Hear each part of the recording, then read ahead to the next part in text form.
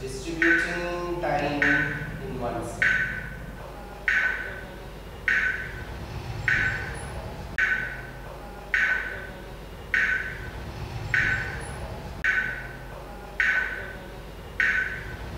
The age of 6 in a town called Jamshedpur, which is near Calcutta.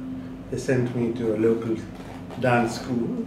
So for the first 2 years, I sort of went to class, and then from the age of 8, I started studying Kathak.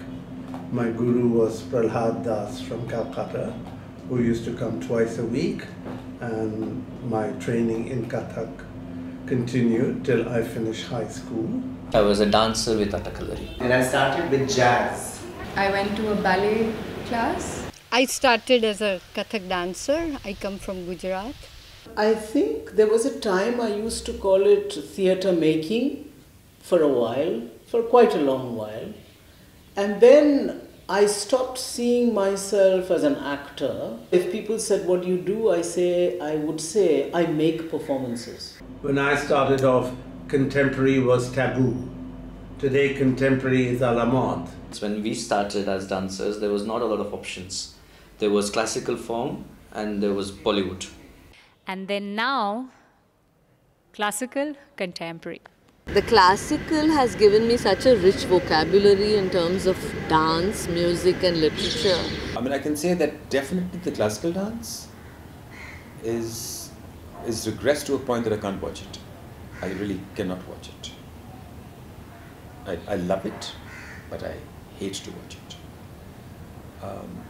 And the contemporary, apart from a few people who are doing very good work, I feel it's the same attitude, or the same, but with a different medium.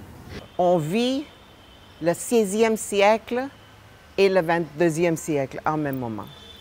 Alors, cette division, ça c'est classique, ça c'est contemporain, n'existe pas pour moi. For the past couple of years, I've been trying to articulate what this framework is, that we always see contemporary in relation to a traditional or a classical. And I think a large part of the problem is in the framing of that. This is contemporary and it's Western. It has all these, this is contemporary, it's Western, there's no link to tradition, there's no link to nationality, there's no link to an Indian identity. And I think that framework itself is kind of redundant now. It may have been important about 50 years ago, when the Indian identity was being formed according to its now classical forms. But I don't think 50 years after a strong tradition of contemporary dance in India, we can anymore ask that same question. Does it have a connection to the classical? Coming from a classical background, which is, if you're doing Kathak or Bharatanatyam, you don't have that problem because that's what you do. But if you're in a space like I am in, where I come from there, but I'm not there anymore, but neither am I identifying myself as a contemporary dancer, and I shouldn't because I don't have the contemporary dance form training. But I'm sort of in another space, in a third space. With the solo I did with Preeti, that's when I started discovering all these things about what is the politics of the body that you're putting out there. I was 8 years old, and like most children, I was sent to dance class. Dance and music was part of a kind of education that we were all expected to have. I came back to Manipur and I stay in the residency in Institute of Martial Arts School.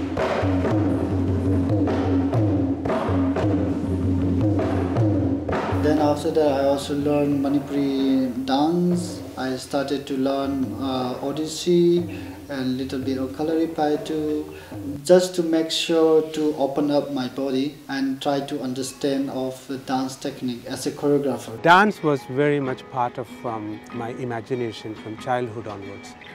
I always remembered that I used to practice in front of the mirror the dances I have seen in the local festivals, and I come from a matrilineal family, and dance was part of our culture, both dance and martial art. I'm only repeating what my gurus are telling me to do. I am not dancing. My gurus are dancing through my body. You know, am I for Kathak or is Kathak for me? As a teenager growing up in this very conservative city and also being inside a Brahmin Hindu household and also learning an art form which is filled with the content material that is divine for the most part, forcing you to make public a certain relationship with notions of God or godliness, somewhere did not sit very comfortably in my body or in my mind by the time I was 17, 18. It was a little bit hard for me to convincingly carry out this role. Whatever the choreography was from the older generation dance was always about mythology. It was always about gods.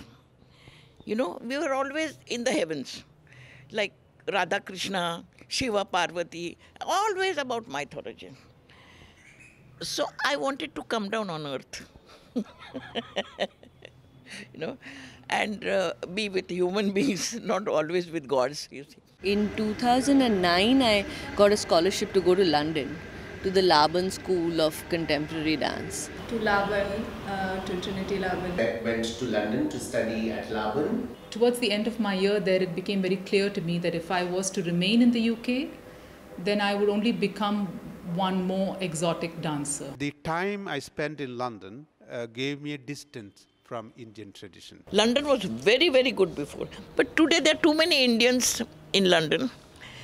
Indians who are non-dancers who are dancing, running dance schools, you know, and hundreds of students learning dance. Indians, all Indian students coming from Leicester and all these little places, you know. I mean, it's become a kind of dance has become a commodity. Everything from Bharatanatyam to Kathak to Kalaripai to Kathakali, I've been in spaces and I totally respect the people who dedicate their life to do it. My journey has been, in a way, using the foundational aspects of my learned vocabularies, but also to include, like a thread or almost like quilting, all the other physical vocabularies that I learned over the years. I learned therapeutic yoga, I learned Tai Chi and Qigong, I learned Kalari for presence and flexibility. I felt I harnessed these vocabularies and I call my style Neo-Bharata. I never learned anything so that I can use grab and just steal one movement, second movement and put it in different sequences in my dance. For me, I just wanted to learn and understand and imbibe in my system, in my physical body, that automatically it will help me to become healthy, more energetic, understanding of the centers, energy, everything. And then if it naturally flows through me, it's all right. But I'm not going to put Kalari Paitu on stage. It's not a cosmetic thing. It's not something that you just add to your dance as a little effect. It's actually that it has to become part of you. What is known as choreography? What is choreography? Like a painter has a canvas and he paints on that. What does he paint? His own ideas. His own ideas, right? So the dancer has the space. So dancer must put his own ideas with the technique that you have. You use the technique, but the ideas and the mind and the soul and everything which comes and everything that you want to say, you should have to say something. No? Hiya, hi, hiya, hi, hiya, hi. Hiya, hi, hiya, hi.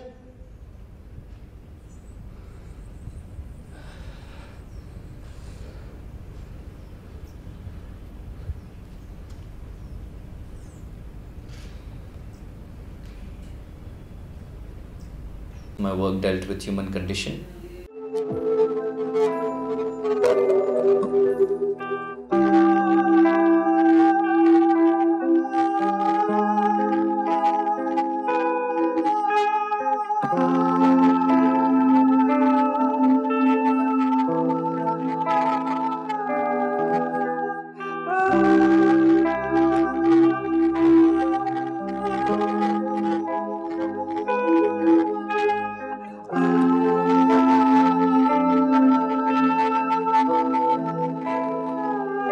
first duet was on call centers, and then the second one was about hierarchy in Indian society.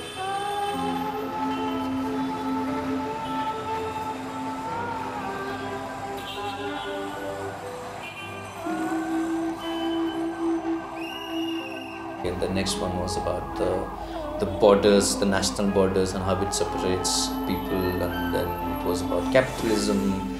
One of my recent work was about conflict in Kashmir. If I think about all the work, one thing that connects is I react to what's happening in the society right away. And more often than not, my aesthetic is defined by the people who I work with, rather than me going and saying that this is my aesthetics. For me, I research with my body.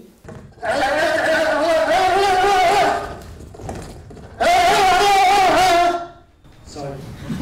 The second step I have to do is to learn from the nature.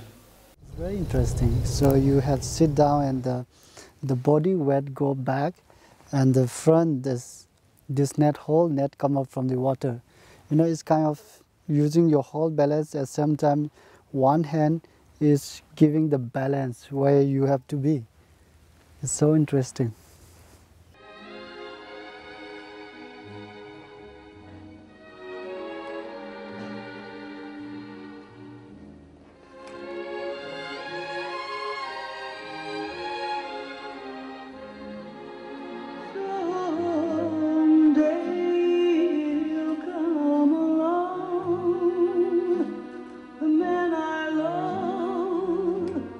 Since the piece was about sorrow, there was a need to actually bring in the element of the ridiculous, because sorrow comes at you when you least expect it.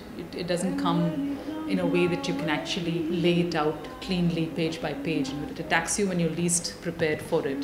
And somewhere the comedy of it, the ridiculousness of it, and the complete unprepared gut-wrenching moment in the middle of it is all part of what went into the making of that. And the process for me in various stages was, this particular one was distancing the speed of the text and the speed of the gesture, so that you kind of reverse the relationships people make with meaning. Gestures are not symbols that they have a life beyond what they refer to. I started to realize more and more like what that conditioning of my body was, and I wanted to lose it.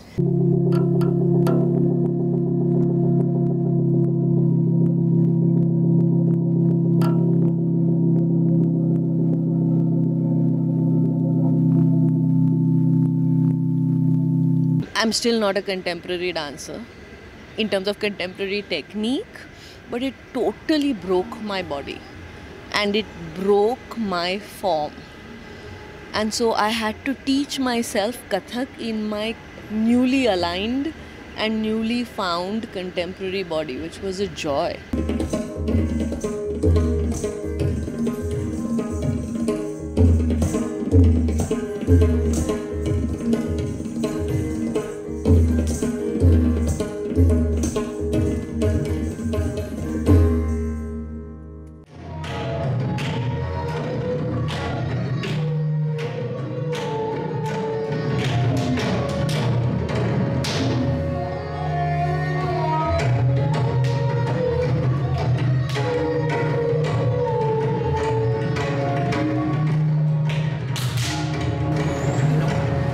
I look at all dance, and some of those images remain in my, and then I try to bring them into Kathak. So this was from Pina Bausch, many years ago. I had seen her. Well, I would say that for the longest time, almost throughout my, till about a couple of years ago actually, the Devadasi was central to my work.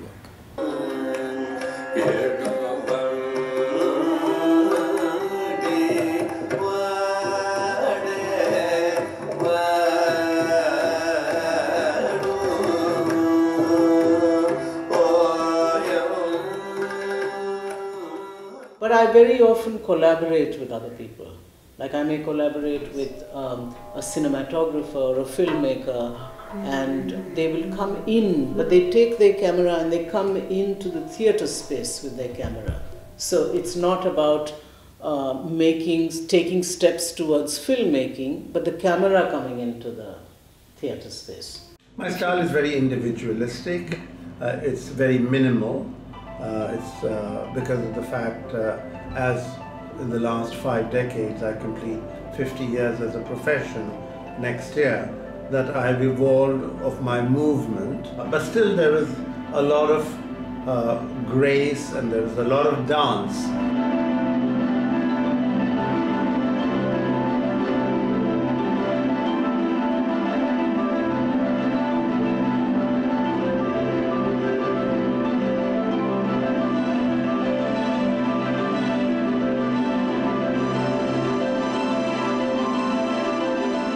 So I think of myself as an Indian woman with a global mind, and that is what I choose to or try to showcase or share or illuminate through the dance.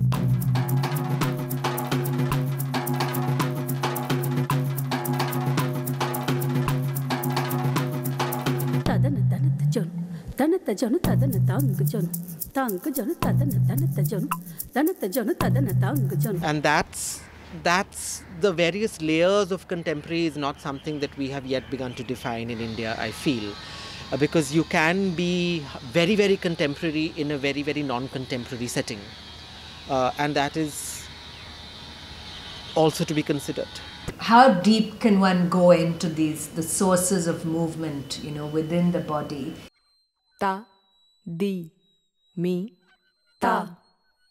Ta, ta, ri, ta. Ta, ta, na, ta. Ta, junu, ta. Quand je crée en Bharatanatyam les nouvelles chansons qui parlent par exemple de division entre les castes en Inde, le entitlement avec qui les hommes traitent mal les femmes, tout cette MeToo movement, la destruction de l'environnement comme on regarde partout, ça c'est contemporain.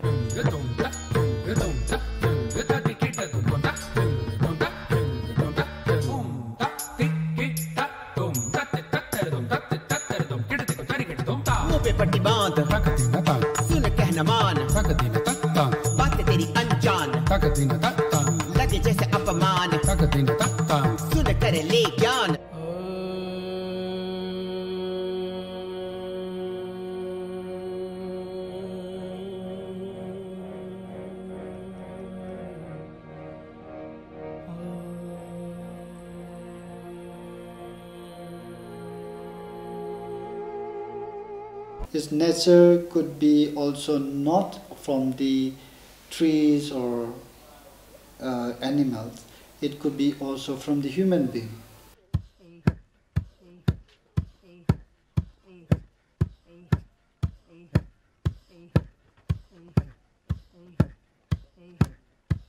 I'm not thinking in my mind that I'm going to make a feminist show or a gender, principally where gender is at the center of it. I don't make those decisions. My decision is about making a performance. But very often these days I get called to perform on, let's say, a protest stage where some issue is being, and I'll get only a day's notice.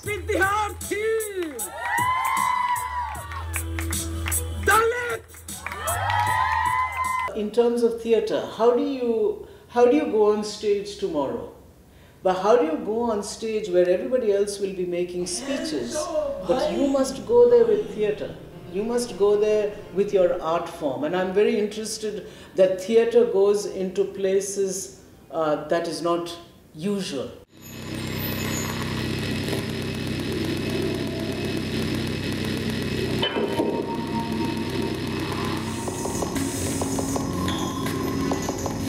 We were looking at masculinity, the ideas of masculinity that sit in our bodies. So what we did as one of the exercises was to step out on the street and begin to just observe men on the street as if we were looking at an alien. You know, quite sort of distance yourself away from what you already know about the male body or how it needs to be, what kind of alignment of the body it is, what does it do mostly. Is it squatting, is it leaning on one hip quite often? Does the shoulder sort of become unequal? I mean, really anatomically study what these bodies were doing and come back with these ideas back in the studio. Young dance and theatre makers are actually negating or pushing aside any of the traditional forms, and they are more influenced by, I would say, European, especially German, and some French maybe, but particularly German. But they are addressing issues that classical dance does not address, like gender, same-sex love, that they have all, so they're able to address issues of the day.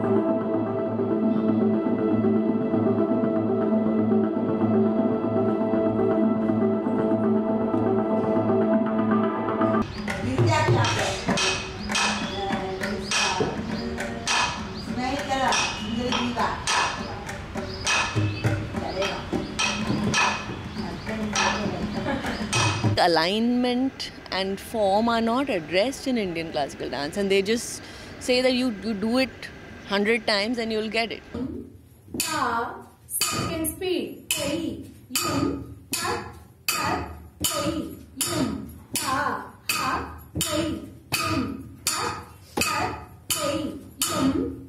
Don't think, just dance, do rehearse.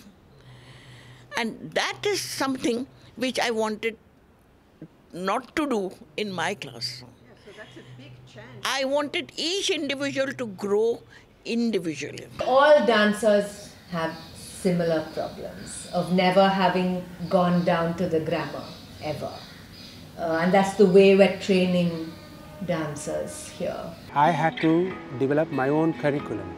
There was no school, there was nobody to guide me. So I felt maybe the next generation of dance artists could get this possibility if I set up a center.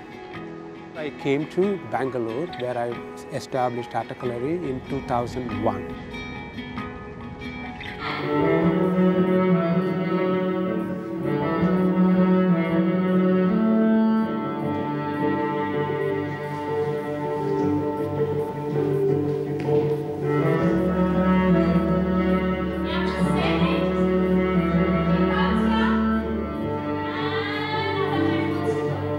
From past 5 years, I know that there's a lot of dance training per se that happens in this country, where you can access everything from classical form to belly dancing to ballet to modern dance to flying low to whatever you want. Hip hop or contact work and capoeira. So there's a lot more teachers, and sometimes also people from Europe coming and spending time in India, and so they're getting information about forms, technique.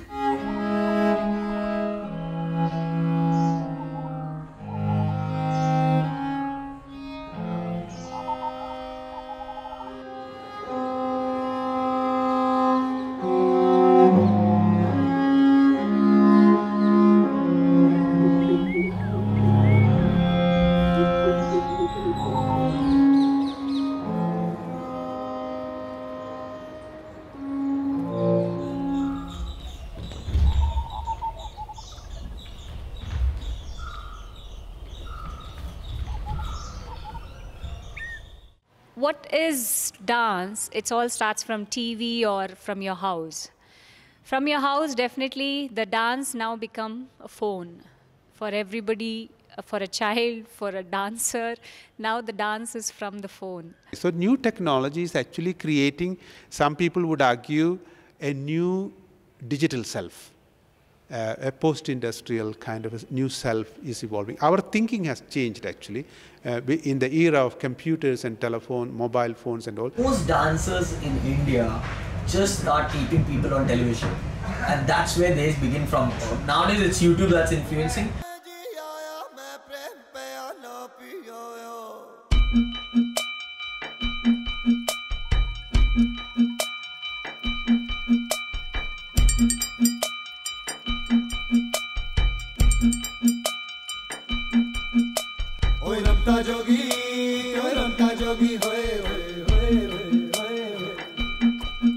But mostly I start, like everybody I know who started dancing 12 years back or 13 years back, used to just watch television, try and mimic everything, every step of it, because we couldn't slow down things.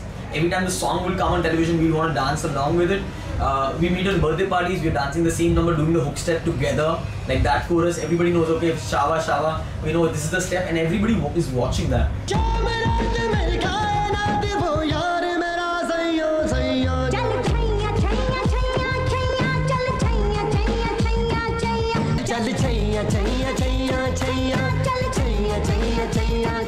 Welcome to the glamorous world of Bollywood. So just to define Bollywood for you in a very short term is that we bring our roots from the classical forms like Kathak, Bharatanatyam. Now in there's something called as Abhinay, the way you will express through your face, yes, and through your movement, that is called the Anga as well. So that's from the classical background and the folk background, but the Bollywood of today, which comes from completely from commercial influence, the influence from the West, from commercial styles like jazz, Broadway, hip-hop, it brings in from every place possible.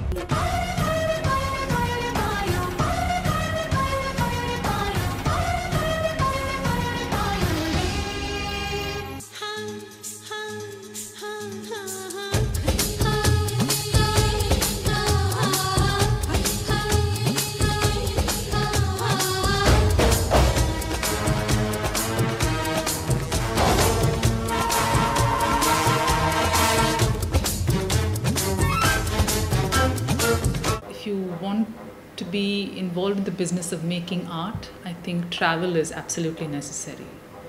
The original idea was to go to the United States from London, but as I had not taken my visa from Bombay, I sort of tried, but after 8 months I gave up. So I said, okay, now I will travel the world.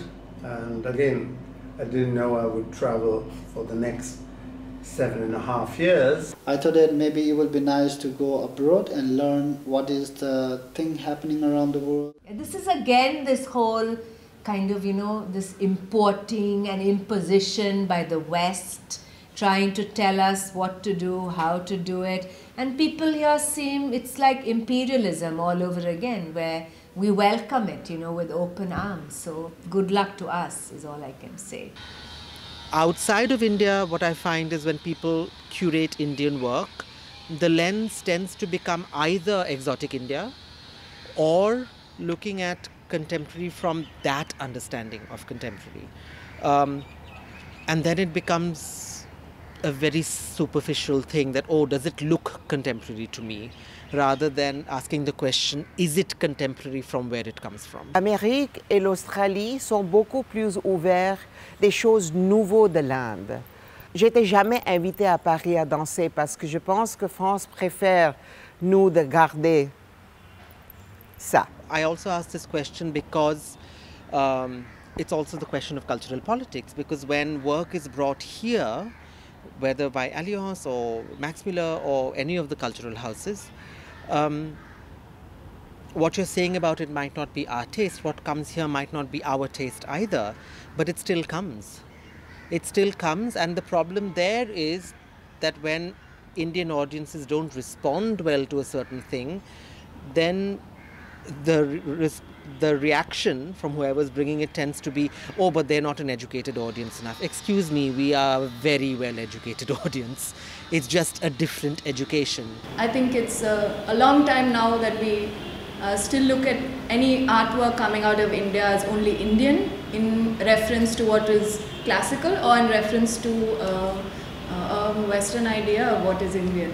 But ask the Indian who's living in 2017, who's taken in all that is Indian, who's taken in all that is classical,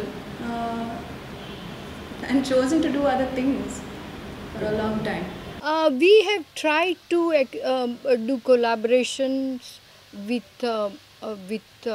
some foreign companies. It's not easy. And generally with collaborations, it's like 6 weeks and you've got to create something. And what that really means is that you do what you normally do, they do what they normally do, and you throw both of them on the stage. And I don't find that a particularly interesting process.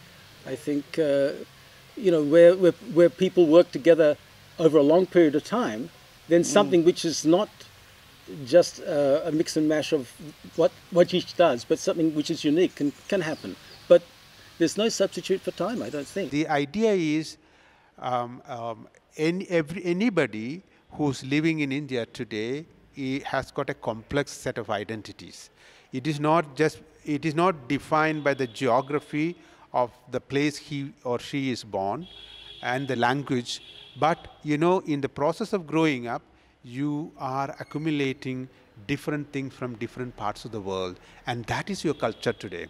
And I think my attempt, at least, is to gravitate all these kind of developments to an evolving identity, Indian identity.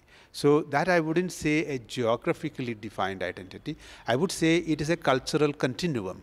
And quite a few of us are now working in contemporary traditions in India. I would say we occupy a suspended space, oscillating between the tradition and the contemporary and maybe what is to come.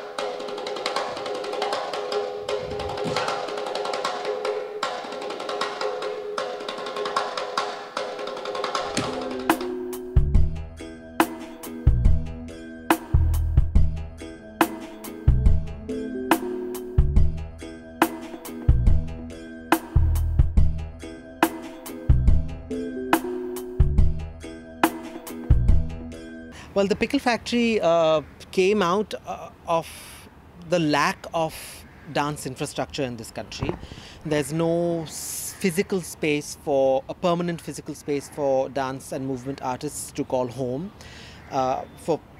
If I say dance house to you, know what, a house for dance, a center for dance.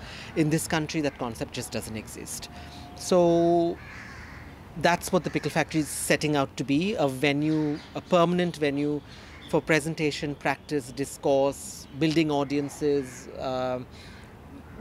developing new work, all that a dance house should be. I think there's a lot of struggle, even now, in the contemporary dance scene, is what I'm sensing. I don't see that much now, but I feel it's just not being adventurous enough. I think there has to be far more rigor.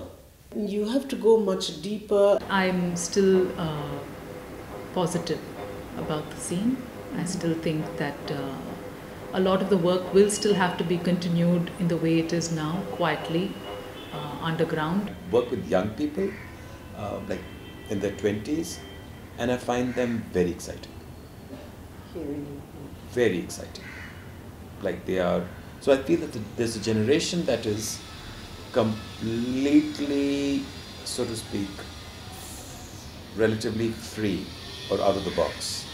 And I find a lot of hope in that. I find a lot of the young Indian contemporary choreographers doing contemporary work with no Indian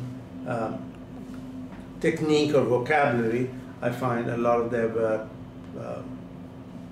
doesn't move me.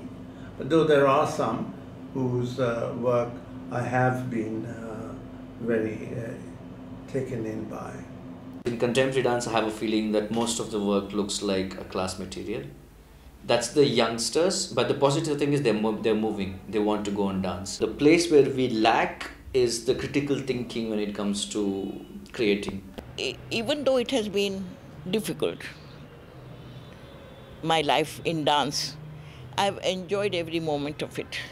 And if I was to be reborn, I would like to be reborn again as a dancer.